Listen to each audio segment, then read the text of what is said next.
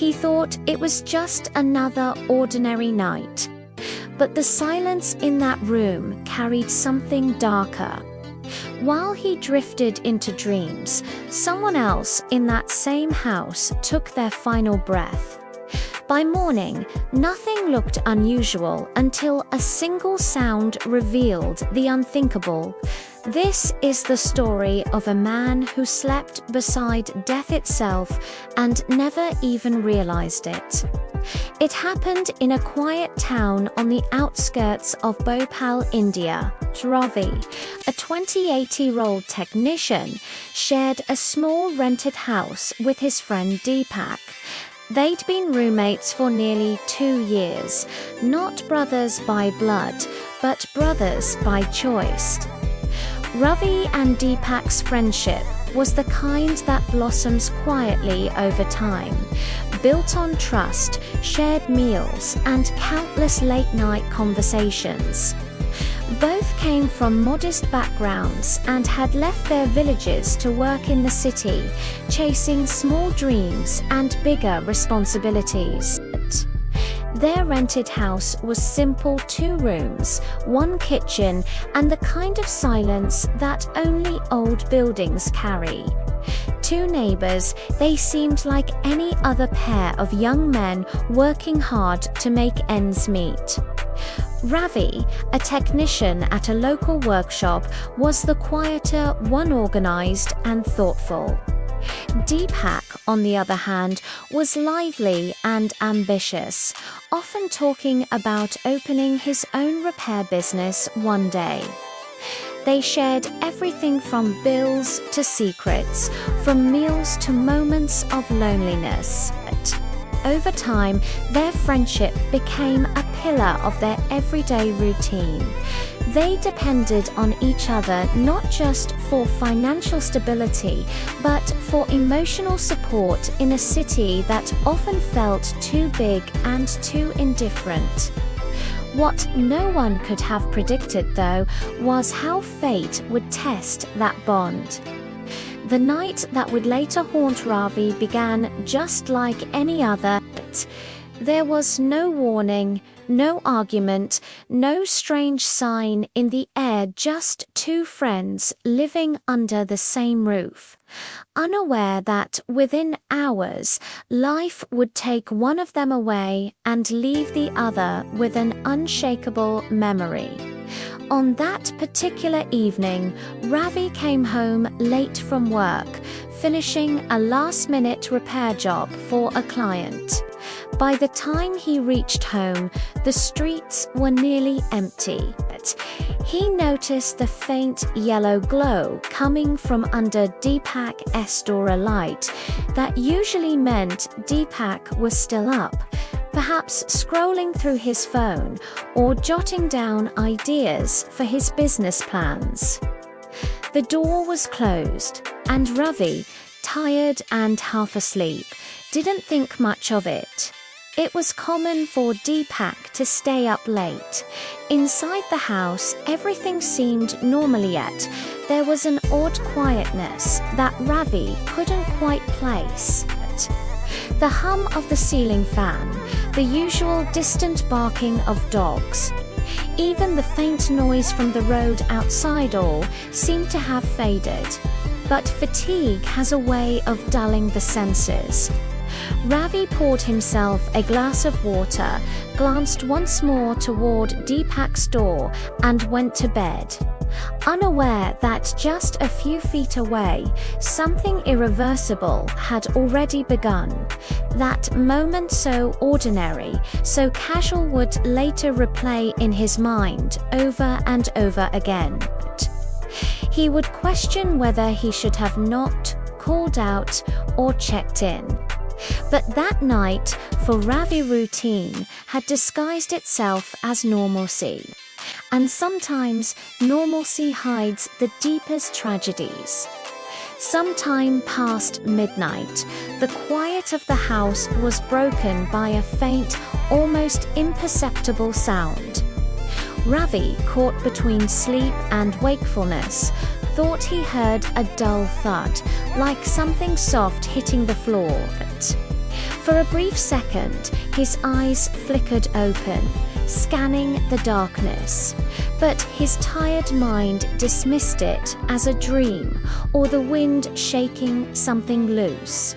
He turned over, pulling the blanket closer, and drifted back into the comfort of unawareness. What he didn't realize was that this tiny sound marked the exact moment when everything changed. That soft thud was the echo of a life quietly slipping away, a sound so small it could be mistaken for imagination, yet heavy enough to haunt Ravi forever. In most homes, nights pass without incident. People sleep, wake, and carry on. But sometimes, within the same walls, two realities coexist, one life continuing, another ending. When Ravi later recalled that night, it was the thud he couldn't forget. Not loud, not alarming, but chilling in hindsight. It served as a cruel reminder that sometimes the line between safety and tragedy isn't crossed with screams or chaos, it's crossed in silence. Morning sunlight crept into the room, golden and indifferent. Ravi woke up groggy but refreshed, unaware that his world had already changed. He knocked on Deepak's door out of habit, expecting to hear a sleepy groan or a muffled response. Instead, silence answered. Assuming Deepak had overslept, Ravi smiled and called out again. Still nothing. That's when a strange unease began to settle in, not fear, but a quiet tension, like something was subtly wrong. He turned the knob and pushed the door open. The room was still untouched. Deepak lay on the bed, motionless, his phone loosely clutched in one hand. For a second, Ravi thought his friend was just deeply asleep. He stepped closer, spoke his name, but the stillness in the air felt unnatural. It wasn't until he realized how cold the room felt that he truly understood. What followed was a storm of confusion, shock, and disbelief, emotions that arrived all at once but made no sense. The police and medics came quickly, confirming it was a sudden cardiac arrest. There were no signs of foul play, no visible cause for suspicion. Yet for Ravi, the scientific explanation did little to comfort the ache in his chest. He couldn't stop thinking of how close he had been, a few feet away and yet so completely unaware. After that night, Ravi's life never felt the same. The house that once echoed with laughter now carried an emptiness that clung to every wall. Friends and neighbors told him it was entirely his fault, that no one could have known, but guilt has a way of whispering louder than reason. He replayed that night endlessly, the glowing light, the closed door, the thud in the darkness. Each memory became a question with no answer. Over time, the rational part of him accepted what had happened. Deepak's death was a tragic but natural event. Yet emotionally, Ravi was trapped between grief and disbelief. He often sat in the same spot on his bed, staring at the thin wall that had separated him from his friend that night. To him, it wasn't just a wall anymore, it was a fragile border between life and death. Years later, Ravi moved to another city, but he carried the memory with him like a shadow. He once told a friend, "The scariest thing isn't death itself, It's not realizing when it's right beside you.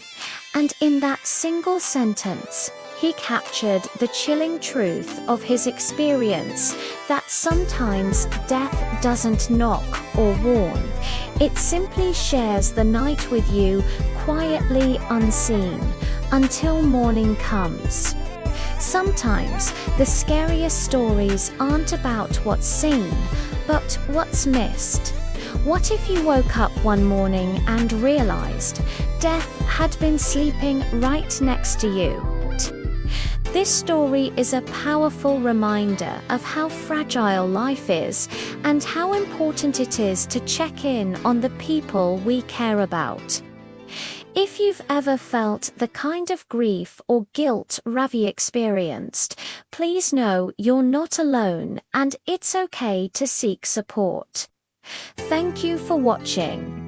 If this story moved you, please consider liking this video and subscribing for more stories that make you think. Stay safe and take care of each other.